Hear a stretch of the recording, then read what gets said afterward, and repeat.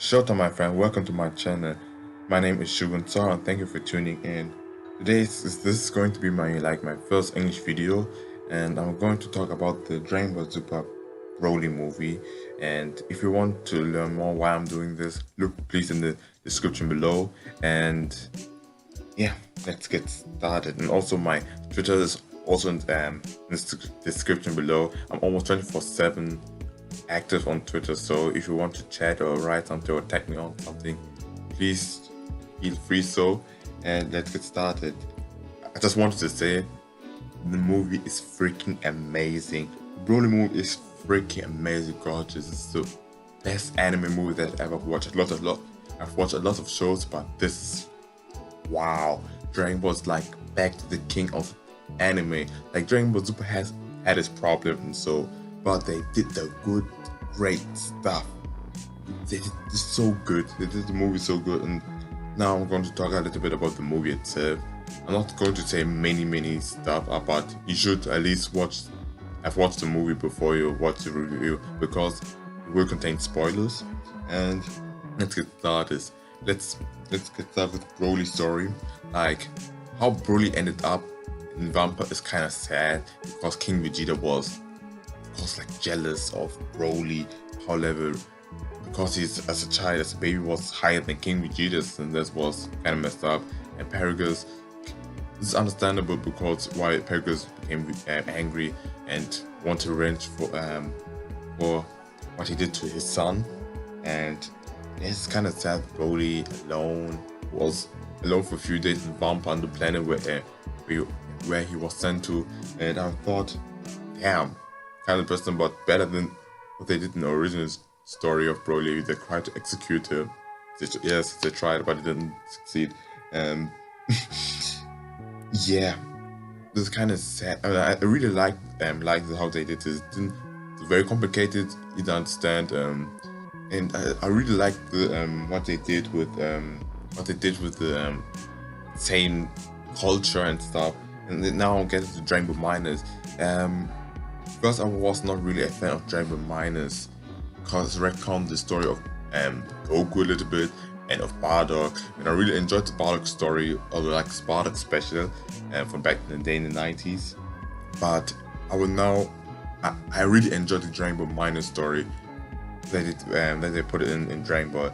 Because I was not really a fan of it, but now I'm very confident and this. I can really accept this because how they you see the same culture, how they behave, because previously you didn't really know, you only knew like there were strong white people, really white, but you know what I mean.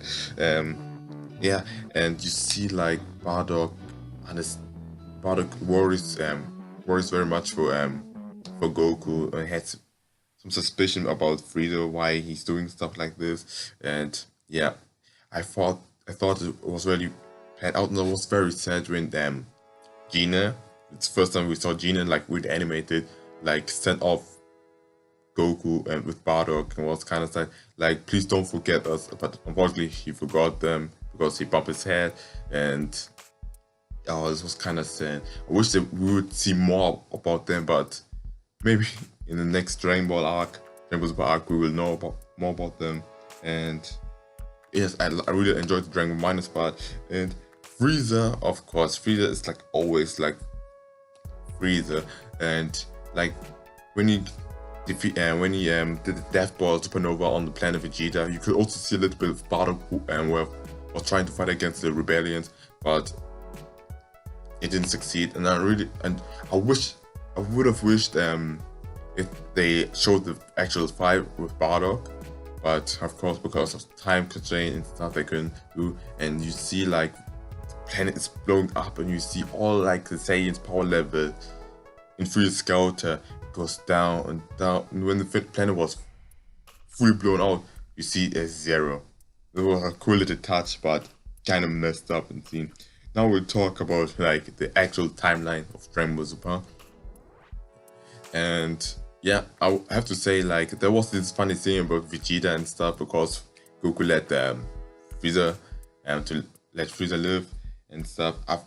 The movie has many funny scenes, and I really enjoyed it, and also enjoyed the character but I will talk about them a little bit later on. And now the fight scenes.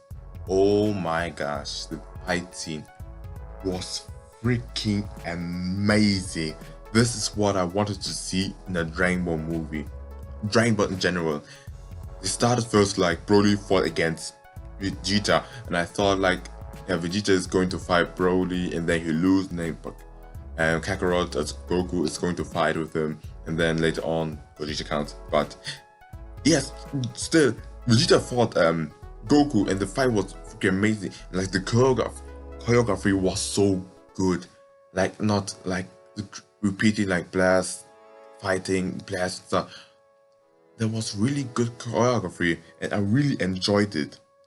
And this is what I want to see in a Dragon Ball movie. But after that, when Broly transformed, like when Broly transformed, it was kind of surprising.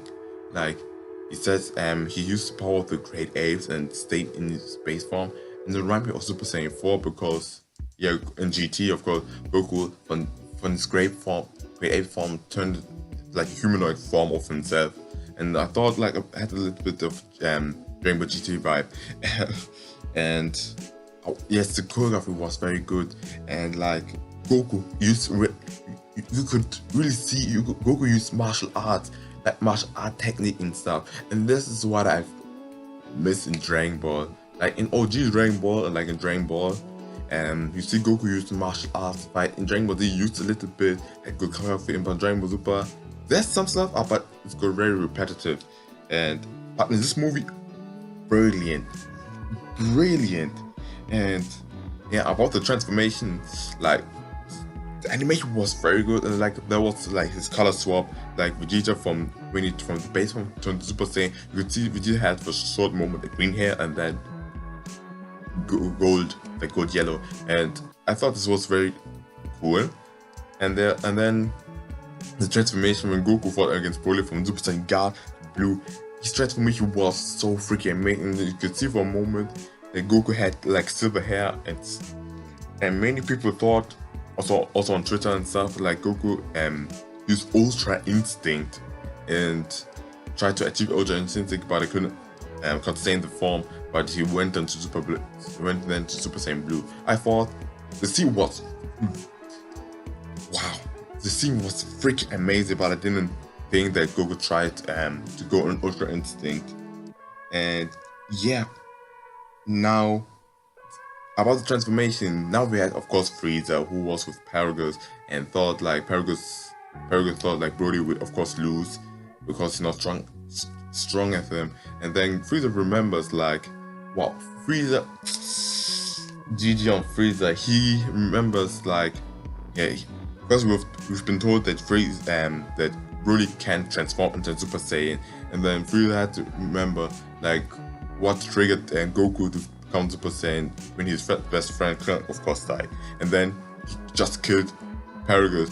And that like his how Frieza acted at this scene was so freaking hilarious. Just wow, like, oh my god, Broly, your father has been killed to an energy blast, and then yeah, he succeeded. Broly transformed into Super Saiyan. It was quite wow. Like the transformation was epic and stuff, and yeah, and then Goku and Vegeta had to both combine their power to fight against Super Saiyan Broly, but they realized they don't really have a chance. And then the only option that have left was fusion. So Goku took Vegeta and teleported himself to Piccolo, where he sends his energy so he has enough time to do the fusion dance. And then at the same moment, Broly fought against Frieza. This was karma because of the stuff he did. And yeah, Vegeta and Goku fade 2 times the fusion, so they have to wait 2 times 30 minutes. That means Frieza fought against Broly for freaking 1 hour. This guy, Frieza, I know Frieza is strong, but he fought for 1 hour. This is a little bit unrealistic, I would say. But after finally we saw Gogeta. Gogeta is now canon, baby. He's better fusion of Gogeta, and we get Vegito. And Gogeta was freaking amazing. It was kind of cocky, like Vegito, but still kind of funny. I watched in the English dub. They as I know in the Japanese dub, they just said my name is Gogeta and then went directly. In the English dub, like they tried to get us some names that for the idea, and then later on they got to Gogeta and then teleported to Broly again, and then they fought. The fight scene was so, I can't say enough, the fight scene was freaking amazing, and Gogeta, like his grin and stuff was so freaking amazing and stuff. I was very impressed, and like when Gogeta became Super Saiyan and they fought against Broly, and then they went into different dimension. Some people think like this was just the color effect and stuff, but no, they went really in a different dimension. But because right at the moment when they clashed, they were in the different dimension, and Gogeta looked at his surroundings and said, "What the?" And then you realize Gogeta and Broly had a different dimension and they fought. And like they used also CGI, and the CGI was so clever used. It was not annoying, but I like CGI, but some people don't like it very much. But I thought it's very good use, and I really enjoyed the fight. The choreography was good, and Gogeta, when he went blue, Super Saiyan Blue, and Broly went his like full power, like his buff legendary form, Gogeta dominated Broly so hard, and like his special attack. And I really enjoyed that they used like the Stardust Breaker, Soul Punisher, I would say, and I really enjoyed it that used it in Dragonball Super Broly movie, and I thought this fight was so epic. This movie was so freaking amazing, and I've heard a lot of stuff like Dragonball Super Broly went like the one movie made so many money, and that's so amazing. Like Dragonball, this shows like how big the Dragonball community is, that we achieved so high with the Dragonball movie. I'm just pleased, I'm so happy, and I really enjoyed the movie. I would say that's the best Dragonball movie, of course, and one of the best anime movie. I would say Your Name, no, I would say Dragonball Super Broly, the film is a little bit better than Your Name, but yes. The only thing that let me a little bit down was, I wish it had 2 hours, but they couldn't do it. It only was 100 minutes, but yeah, the letdown was also like the music. The music was good. I really enjoyed the chant of Gogeta. Like when Gogeta fought, like you could see Gogeta. I really enjoyed this. Also on YouTube, the music is very great, but I wish they used a little bit more music. And this is the only letdown that I have. But besides that, I really like the character Broly. New Broly was good. Goku, Vegeta, and Goku was like, he tried to help him. He was caring about Broly. Of course, we know Goku loves to fight and stuff, but he said also in the movie he would have stopped Broly from fighting because he didn't want to, because see Broly was controlled and stuff. And Goku was caring and stuff, and Vegeta was as always cocky but still tried to help.